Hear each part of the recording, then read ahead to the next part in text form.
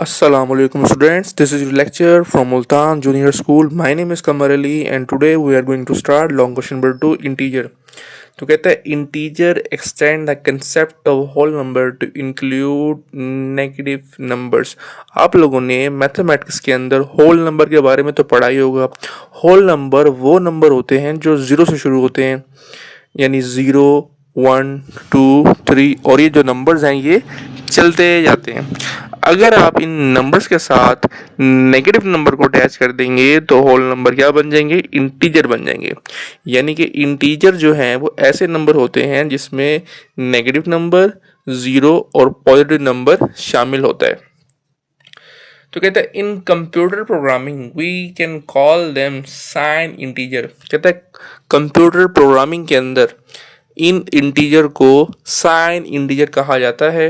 The value of integer is represented as, अब आपको नज़र आ रहा होगा यहाँ पे उन्होंने इंटीजर का सेट आपको शो करवाया है। इंटीजर का सेट क्या, देखिए कैसे है कि नेगेटिव वैल्यू से स्टार्ट होता है, फिर इसके सेंटर में ज़ीरो और ज़ीरो के बाद फिर पॉजिटिव वैल्यू शुरू हो जाती है। यानी कि ज़ीरो से पहले तमाम वैल्यू जो होंगी वो नेगेटिव होंगी और ज़ीरो के बाद तमाम वैल्यू जो आएंगी वो ज़ीरो से पहले नेगेटिव होंगी और ज़ीरो के बाद जो तमाम वैल्यूज होंगी वो क्या होंगी, वो पॉजिटिव होंगी। तो बच्चा ये होता है सेट ऑफ इंटीजर्स। आगे लिखा हुआ है to store both positive and reserve as a sign bit the most significant bit.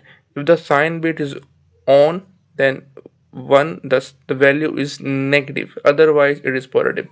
अब आपने समझना है कि ये क्या कह रहा है। कहता है टू स्टोर, अब देखिएगा इंटीजर जो है वो पॉजिटिव भी हो सकता है या वो नेगेटिव भी हो सकता है। तो ये इस बात का तयन करने के लिए कि जो नंबर है वो आया कि वो पॉजिटिव है या वो नेगेटिव है, इसके लिए यूज़ किया जाता है साइन बिट। तो साइन बिट क्या होता है, किसी बाइनरी नंबर के अंदर जो पहला नंबर होगा वो हमारे पास किसका होगा, वो साइन बिट का होगा। साइन बिट आमतौर पे साइन बिट जो है वो पहला नंबर ही होता है। साइन बिट आपको ये बताता है कि जो आपका बाइनरी नंबर है वो पॉजिटिव है या वो नेगेटिव है। मिसाल के तौर पर अगर आपका जो पहला नंबर है उसमें अगर वन लिखा हुआ हो तो मतलब ये कि बाकी का जो नंबर है वो सारे का सारा क्या है, वो सारे का सारा नेगेटिव है। हाँ, अगर वो अदरवाइज यानी कि अगर पहला नंबर ज़ीरो हो तो मतलब क्या है कि पूरा का पूरा नंबर जो है वो क्या है, वो पॉजिटिव है। तो बच्चा ये होता है साइन बिट।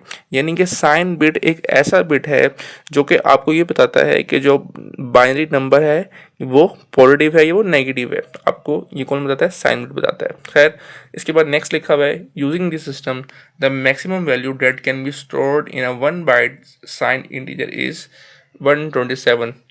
127 की बाइनरी फॉर्म क्या होती है, ज़ीरो और फिर 7 टाइम 1। तो कहते हैं इस सिस्टम का इस्तेमाल करते हुए सबसे बड़ा इंटीजर जो कि सेव करवाया जा सकता है, स्टोर करवाया जा सकता है, वो कौन सा है, वो 127 है।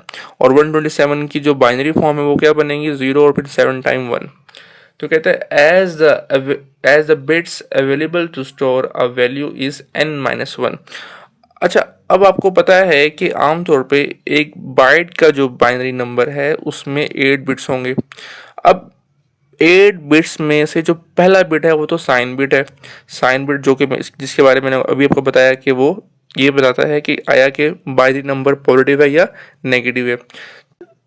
बाइट के अंदर 8 बिट्स हैं, उसमें से पहला जो बिट है वो साइन बिट है। तो बाकी कितने बिट्स बच गए, सात सात बिट्स बच गए। तो इसीलिए अगर आप ये मालूम करना है कि एक बाइनरी नंबर के अंदर आप कितने वैल्यूज़ को स्टोर करा सकते हैं तो उसका फॉर्मूला n-1 है। n-1 क्यों लिखे हमने, क्योंकि हम इसमें से जो 1 बिट माइनस कर रहे हैं वो साइन बिट है। आप तमाम बिट्स में से साइन बिट को निकाल दें, बाकी जो बिट्स बच जाएंगे उसके अंदर आप अपने डेटा को सेव करवाएंगे, स्टोर करवाएंगे।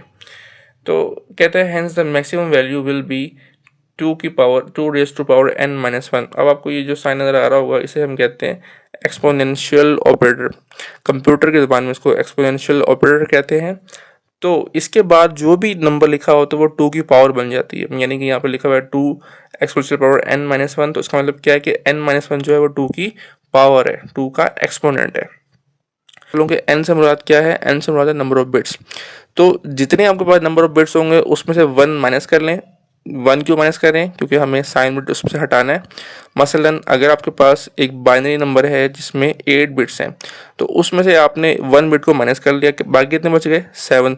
तो 2 की पावर 7 जो आपका आंसर आएगा वो आपके पास क्या होंगे, वो आपके पास नंबर ऑफ इंटीजर होंगे जो कि आप सेव करवा सकते हैं।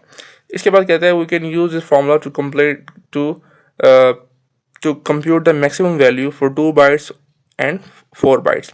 अब अगर वैसी बात है, इसी फॉर्मूले को यूज़ करते हुए आप 2 बाइट्स या 4 बाइट्स की जो डेटा है का जो बाइनरी नंबर है उसमें मैक्सिमम वैल्यूज़ की तादाद को मालूम कर सकते हैं।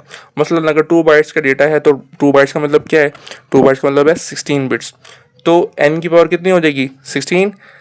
तो 16 माइनस 1 2 की पावर 16 15 जब हम करेंगे तो आपके पास मैक्सिमम वैल्यूज़ का आपको पता लग जाएगा। तो इस तरह से आपके पास जितनी बिट्स की तादाद होगी उतने ही आप मैक्सिमम वैल्यू को फाइंड आउट कर सकेंगे बाय यूजिंग दिस फार्मूला। तो बच्चों ये था आपका आज का लेक्चर। इंशाल्लाह लॉन्ग क्वेश्चन नंबर 2 का जो रिमेनिंग पोर्शन है, रिमेनिंग हाफ हिस्सा है, वो हम नेक्स्ट लेक्चर में स्टडी करेंगे। अल्लाह हाफिज़।